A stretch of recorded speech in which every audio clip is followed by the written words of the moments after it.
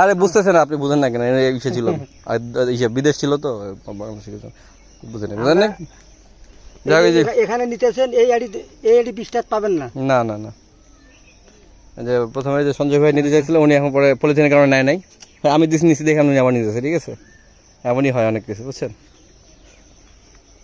কাকা এই যে যেখান থেকে তুলতেছিল, ওই যে ন্যাচারাল ভাবে উইদাউট কেমিক্যাল, এই যে বন জঙ্গল থেকে তুলতেছে, এখান থেকে উনি তুলতেছে। এটা দেখা আমরা কথাবার্তা বলে ওনার কাছ থেকে নিলাম। ঠিক আছে, তো যে ওখানে 20 টাকার, এই যে আমি নিয়েছি 20 টাকার। আচ্ছা, আপনি কি বটতলায় বেছেন নাকি? না না, আমার হেমাদপুর বেশি। হিমায়তপুরে এই হিসাবে গার্মেন্টসের মানে হেমাদপুর আড়ি দেবো না রে বাবা, তোমার এখানে দিছি বুঝছি, আর ছোট করবেন। যাক মাশাআল্লাহ, আপনি প্রত্যেক দিনই তুলেন এরকম ভাই? হ্যাঁ। আচ্ছা আচ্ছা, এই যে আজকে তুলে গেলেন, কালকে তো আর এখানে পাবেন না, তারপরে আবার যাবেন কই?